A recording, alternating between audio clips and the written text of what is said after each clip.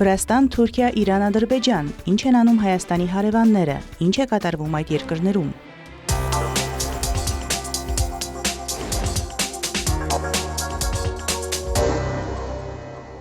Հայաստանի ազգային ժողովի նախագահ Ալեն Սիմոնյանն ընդունել է Վրաստանի խորհրդարանի մշակույթի հանձնաժողովի նախագահ Գեորգի Գաբունյայի գլխավորած պատվիրակությանը։ Զրուցակիցների քննարկումների առանցքում են եղել միջխորհրդարանական կապերի զարգացմանը վերաբերող հարցեր։ Հանդիպմանն անդրադարձ է կատարվել նաև տարածաշրջանային զարգացումներին եւ երկկողմ հետաքրքրություն ներկայացնող այլ հարցերի։ Իսկ Հայաստանի ազգային ժողովի առողջապահության հարցերի մշտական հանձնաժողովի նախագահ Արսեն Թորոսյանը հանդիպել է Վրաստանի խորհրդարանի առողջապահության հանձնաժողովի նախագահ Զազա Լոմինաձեի հետ։ Հանդիպման ընթացքում կողմերն անդրադարձել են երկու երկրների առողջապահական ոլորտում իրականացվող ծրագրերին, մասնավորապես գրիպի պատվաստումներին, բժշկական ապահովագրությանը վերաբերող հարցերին։ Այս համատեքստում կարևորվել են առողջապահական ոլորտում փորձի փոխանակումն ու համապատասխան հանձնաժողովների միջև համագործակցության խորացումը։ Հանդիպման ընթացքում անդրադարձ է կատարվել նաև տարածաշրջանային խնդիրներին։ Կարևորելով նման հանդիպումները, Զազա Լոմինաձեն նշել է, որ անհրաժեշտ է ամրապնդել երկու երկրների միջև եղած դարավոր բարեկամությունն ու զարգացնել փոխգործակցությունը։ Հանդիպումը կայացել է Վրաստանի խորհրդարանի մշակույթի հանձնաժողովի նախագահ Գեորգի Գաբունյայի գլխավորած պատվիրակության Հայաստան այցի շրջանակում։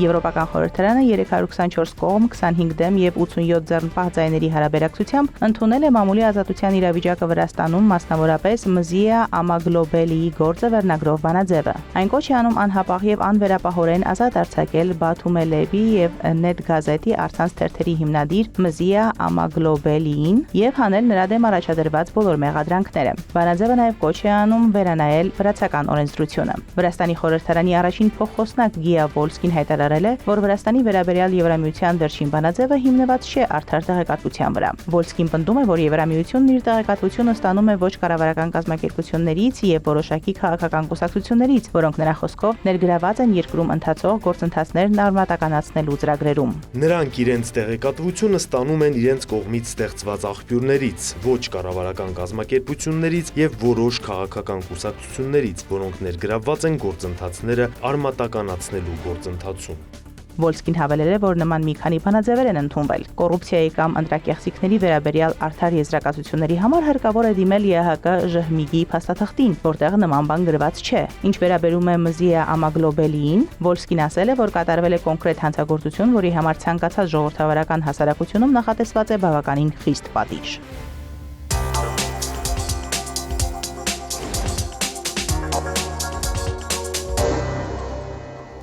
Հայաստանի վարչապետ Նիկոլ Փաշինյանն աշխատանքային այցով ժամանել է Թուրքիա։ Հայկական պատվիրակության կազմում են նաև արտգործնախարար Արարատ Միրզոյանը, ազգային ժողովի փոխնախագահ Ռուբեն Ռուբինյանը, փոխարտգործնախարար Վահան Կոստանյանը, Հայաստանի վարչապետի մամուլի քարտուղար Նազելի Բաղդասարյանը եւ այլ պաշտոնյաներ։ Ստամբուլի միջազգային օդանավակայանում վարչապետին դիմավորել է Թուրքիայի արտաքին գործերի նախարարի տեղակալ Բերիս Էքինջին։ Նիկոլ Փաշինյանը հանդիպում կունենա տեղի հայ համայնքի ներկայացուցիչների հետ։ Երեկոյան կկայանա վարչապետ Նիկոլ Փաշինյանի եւ Թուրքիայի նախագահ Ռեջեփ Թայիփ Էրդողանի հանդիպումը։ Ադրբեջանն ու Թուրքիան կանցկացնեն հերթական զորավարժությունները, ըստ ադրբեջանական լրատվամիջոցների, անատոլիական արտիվ զորավարժությունները տեղի կունենան Կոնիայում։ Զորավարժություններին կմասնակցեն նաև Միացյալ Նահանգների, Կատարի, Հունգարիայի, Եգիպտոսի, Սաուդյան Արաբիայի եւ Հորդանանի ցամաքային, ռազմածովային եւ ռազմաօդային ուժերի անձնակազմը։ Զորավարժությունները կմեկնարկեն հունիսի 23-ին եւ կտևեն մինչեւ հուլիսի 4-ը։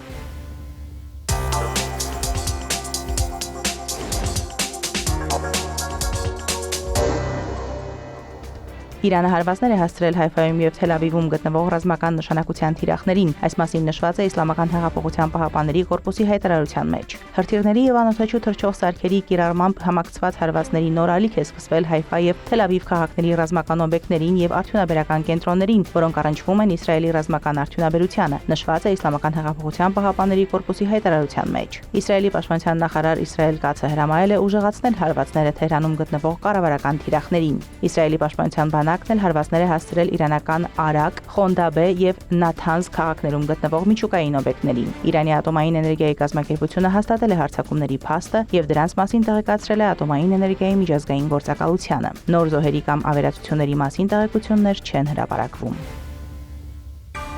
Ռոսատոմն իր աշխատակիցների մի մասին դուրս է բերել Իրանի Բուշեր այգից, լրագրողներին ասել է Ռոսատոմի ղեկավար Ալեքսեյ Լիխաչովը։ Մարդկանց մի մասին, որոնք Բուշեր այգում էին գտնվում գործուղման ռեժիմով, արդեն դուրս են տարել։ Շնորհակալություն Ադրբեջանին եւ Հայաստանին տարհանման հարցում օգնելու համար, տարբեր ճանապարհներով, բայց այդքան դրական արդյունքով։ Ռուսատոմը պատրաստ է ցանկացած սցենարի եւ չի բացառում անձնակազմի տարհանումը Իրանի Բուշեր այգից։ Ըստ Լիխաչովի տարհանման ժամանակ առաջին հերթին դուրս կտարվեն կանայք եւ երեխաները։ Այո, մենք որոշակի ջանքեր ենք գործադրում կանանց եւ երեխաներին տարհանելու համար։ Մարդիկ տարիներ շարունակ աշխատում են այնտեղ, ապրում են ընտանիքներով։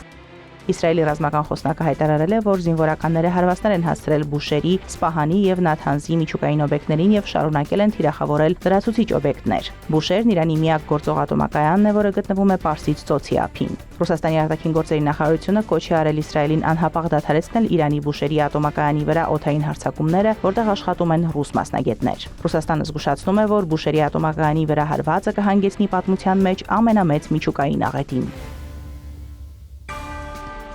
Ռուսաստանի արտաքին գործերի նախարարության պաշտոնական ներկայացուցիչ Մարիա Զախարովան հայտարարել է, որ Իսրայել-Իրան հակամարտության մեկնարկից հետո Ռուսաստանի եւ Ադրբեջանի տարածքներով Իրանից դուրս է եկել Ռուսաստանի մոտ 550 քաղաքացի։ Զախարովան այդ մասին ասել է Սանկտ Պետերբուրգի միջազգային տնտեսական համաժողովում կայացած ճեպազրույցի ժամանակ։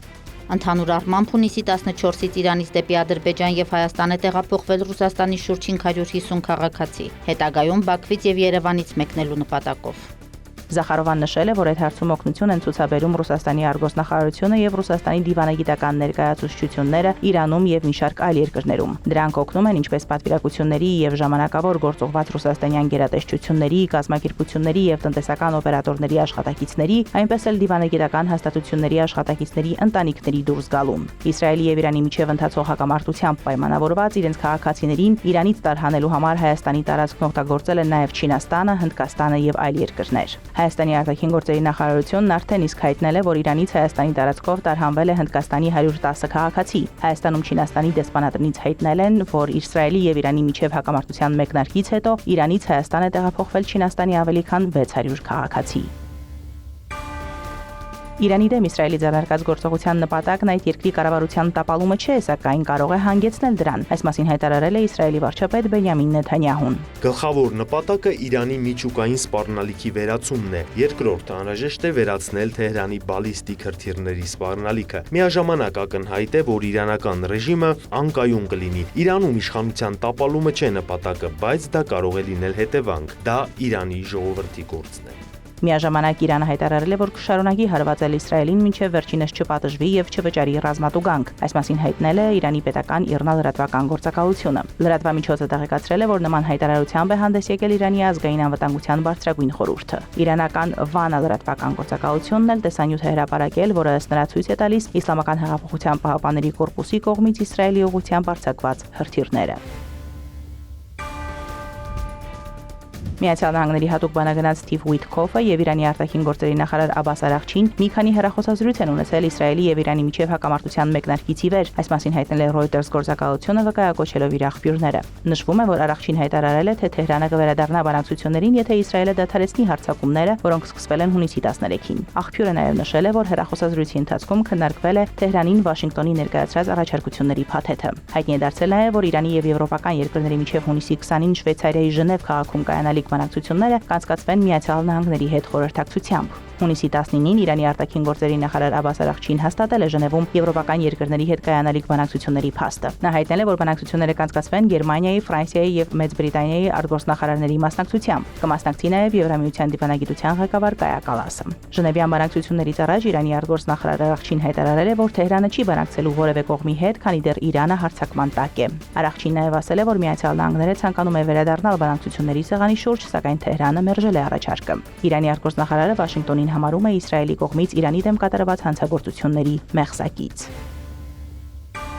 Իսրայելի պաշտպանության բանակը հայտարարել է Իրանից դեպի իսրայելական տարածք հրթիռային հարձակման մասին։ Իսրայելի մի շարք շրջաններում որոշ ժամանակ առաջ ակտիվացել են ծանուցումները այն բանից հետո, երբ արձանագրվել են Իրանից արձակված հրթիռներ ուղղված դեպի Իսրայել պետություն, ասված է հայտարարության մեջ։ Բանակային մամուլի ծառայությունը հայտնել է, որ բնակչությանը կոչ են արել պատասպարվել ապահով վայրերում եւ այնտեղ մնալ մինչև հետագա ծանուցումները։ Ներկայում Իսրայելի հոբն աշխատում է սպառնալիքի չեզոքացման ուղղությամբ։ Իրավիճակի գնահատումից հետո բանակի հրամանատարությունը հայտնել է երկրի մի շարք շրջաններում ապաստարաններից դուրս գալու հնարավորության մասին։ Իսրայելական Իսրայել Հայոմ թերթի տվյալով հրթիռների ընկնելու հետևանքով Բեեր Շևա քաղաքում հրդեհվել է մի քանի մեքենա, վնասվել են բնակելի տներ։ Հաղորդվում է, որ իրանական հրթիռն ընկել է Microsoft-ի գրասենյակի մոտ։ Իսրայելի ռազմաօդային ուժերն էլ հարվածներ են հասցրել Թեհրանի միջուկային հետազոտական կենտրոնին եւ տասնյակ ռազմական օբյեկտների, հաղորդել է Իսրայելի պաշտպանության բանակը։ Զինվորականների տվյալով այս հարձակմանը մասնակցել է ավելի քան 60 կործանիչ, արձակվել է 120 զինամթերք։ Թիրախների թվում էին հրթիռային բաղադրիչներ արտադրող ռազմաարդյունաբերական օբյեկտներ եւ հրթիռային շարժիչների ձուլման համար օգտագործվող հումք արտադրող օբյեկտներ, ասվում է հայտարարության մեջ։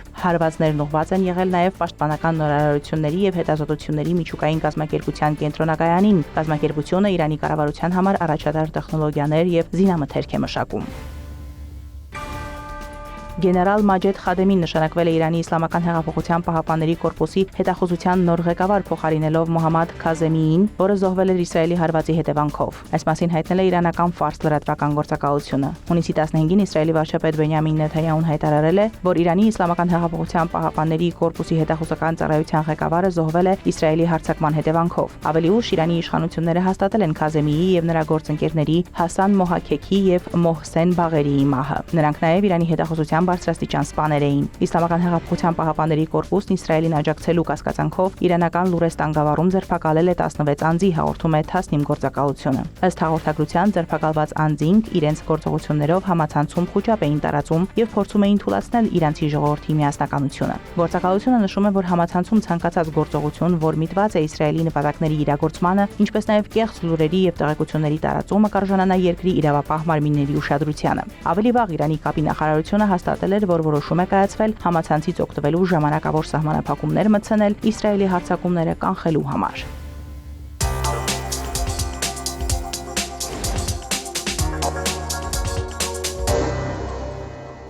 Մարիա Զախարովան մեկնաբանել է Ադրբեջանի կողմից էսկալացիայի հնարավորությունը Իրանի եւ Իսրայելի միջև ընթացող հակամարտության լույսի ներքո։ Մեր ջանքերն ուղղված են տարածաշրջանում իրավիճակի կայունացմանը, այն ամենին, ինչը կապված է Իրանի հետ, Իրանի նկատմամբ Իսրայելի ագրեսիվ գործողությունների հետ։ Մենք համապատասխան աշխատանք ենք տանում Երևանի եւ Բաքվի հետ այս տարածաշրջանում կարգավորման ուղղությամբ։ Մենք ունենք մեխանիզմներ, համապատասխան աշխատանքային խմբեր եւ մասնագետները լուծում են բոլոր հարցերը։